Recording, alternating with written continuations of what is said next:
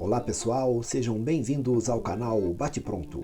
No vídeo de hoje vamos falar como é o projeto saudita que levou Cristiano Ronaldo, Benzema, tentou levar Luka Modric e agora leva o técnico Luiz Castro do Botafogo para trabalhar por lá.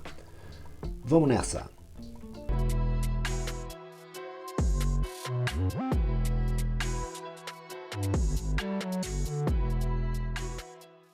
Pois bem, a contratação do técnico do Botafogo Luiz Castro pelo Al Nassr faz parte do projeto bilionário da Arábia Saudita para o futebol.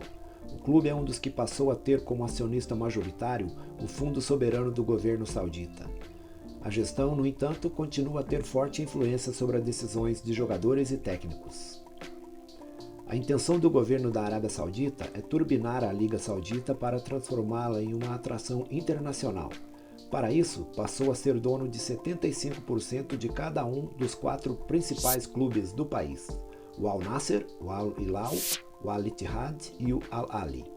A partir daí, as gestões dos clubes passaram a ter influência do fundo, mas ainda tem certas prerrogativas nas decisões sobre os times.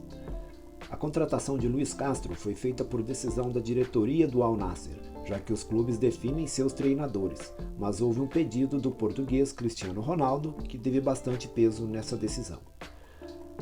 O empresário ligado ao jogador Ricardo Regufe tem grande influência na gestão do futebol do Al Nassr e influenciou também na contratação de Cristiano Ronaldo para as terras sauditas. Ao mesmo tempo, o orçamento desse fundo permite uma turbinada nos salários pagos no país, até porque o fundo paga pelos reforços mais caros, como o Cristiano Ronaldo. Assim, sobra dinheiro para propostas como a feita para Luiz Castro, que aceitou ganhar 4 vezes o salário que recebia no Botafogo para ir para a Arábia Saudita. A escalada de salários de técnicos, que já eram altos, também se demonstra na proposta feita para Jorge Jesus ser técnico da seleção da Arábia. No caso das contratações de jogadores, há nomes decididos apenas pelo fundo. Nesse caso, há agentes específicos contratados para fazer a operação em nome da liga. O destino dos atletas é decidido pela estratégia de melhorar o campeonato. Os clubes também podem pedir por jogadores e os valores serem pagos pelo fundo, mas tem que haver uma aprovação desse fundo. Mas agora vamos entender por que os clubes sauditas conseguem pagar salários tão maiores que o futebol europeu. Ao assinar com o Al Nassr em janeiro, Cristiano Ronaldo passou a ser dono do maior salário do futebol mundial. Lionel Messi e Luka Modric também têm em mãos ofertas maiores do que as pagas a qualquer atleta em atividade na Europa para se mudar para a Arábia Saudita no segundo semestre. Não, os clubes sauditas não são nem de longe os de maior faturamento no planeta. Mesmo assim, no cenário atual, são capazes de bancar remunerações maiores do que times do porte de Real Madrid, Barcelona, Manchester United, Manchester City e até o próprio Paris Saint-Germain. Mas por quê? Como isso é possível? Para começar, quem banca é o Estado. Ao contrário da maioria dos clubes europeus, os times da Arábia Saudita não são propriedade de uma única pessoa, ou empresa ou fundo de investimentos. Oficialmente, eles são associações desportivas. E essas associações desportivas elegem presidentes cumpridores de mandatos e que, portanto, não possuem donos específicos. Mas na prática não é bem assim que funciona o que eles são administrados.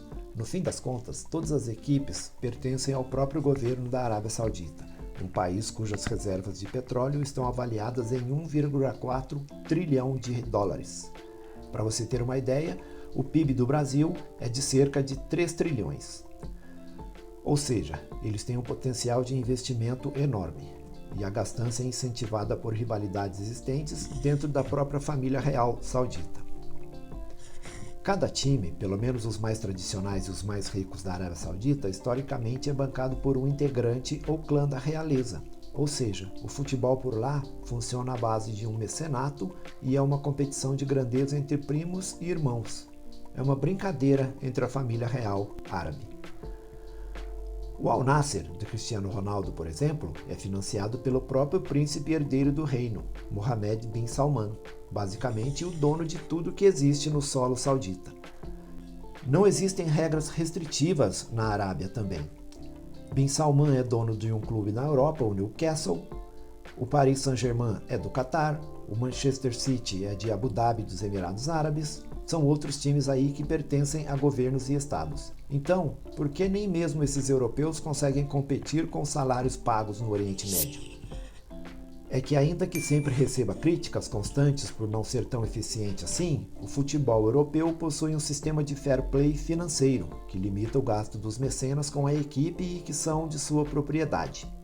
Pelas regras impostas pela UEFA, há um limite de injeção de dinheiro que cada clube pode receber por seu proprietário, ou seja, para poder aumentar seus gastos, um time primeiro precisa dar um jeito de aumentar organicamente as suas receitas com negociações de atletas, venda de direitos de transmissão, bilheteria, patrocinadores, entre outras coisas.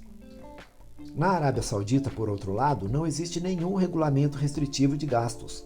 Cada associação desportiva é livre para gastar o quanto quiser, tendo essa receita em sua conta corrente ou tendo que recorrer ao financiamento do seu dono. Os craques ganham muito, mas o elenco nem tanto. Há ainda uma diferença muito grande na forma de se gastar dinheiro entre o futebol árabe e o europeu.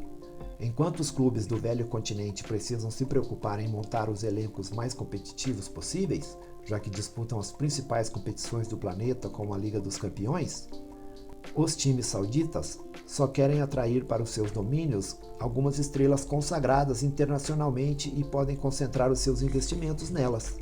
Na prática, isso significa salários enormes para alguns poucos astros e rendimentos mais módicos para a maioria do elenco. Para você ter uma ideia, o pagamento anual feito a Cristiano Ronaldo, 75 milhões de euros, equivale a cerca de 80% da folha salarial do Al Nassr. Vale lembrar que o governo saudita é responsável pelo restante do faturamento do português, na casa de 200 milhões de euros. Já o jogador mais bem pago em atividade na Europa, o atacante francês Kylian Mbappé, que ganha 72 milhões de euros a cada 12 meses, representa apenas 32,8% do gasto do PSG com a remuneração de jogadores e ele é uma grande exceção. Qual é então o plano do governo saudita? O governo saudita resolveu investir em nomes como Cristiano Ronaldo e tem feito de tudo para se transformar em um novo polo do futebol mundial por um motivo muito simples. Deseja utilizar o esporte para melhorar a sua imagem política no cenário internacional. O exemplo vem do Catar, que investiu a rodo no Paris Saint-Germain e na organização da Copa do Mundo de 2022, para tentar deixar de ser lembrado como um país que não respeita os direitos civis e ainda se utiliza de trabalho análogo à escravidão. No caso da Arábia Saudita, a prática desse sports washing, que é limpar o esporte, ou usar o esporte como maneira de limpar a sua imagem, está ligada ao longo do histórico que conecta a nação à violação de direitos humanos em relação às mulheres e à comunidade LGBTQIA+, e a perseguição religiosa também contra a maioria cristã que habita o país. O próprio Bin Salman, que provavelmente será o próximo rei saudita, foi apontado por um relatório de inteligência norte-americano como mandante da morte do jornalista Jamal Khashoggi, um ferrenho opositor do governo árabe, em 2018. Coincidência ou não, foi depois desse acontecimento que a nação intensificou o investimento em futebol e se lançou como candidata a receber uma Copa ao longo dos próximos 20 anos. Gostou do vídeo? Curta, compartilhe as nossas publicações, se inscreva no canal e até o próximo vídeo. Até mais, um abraço!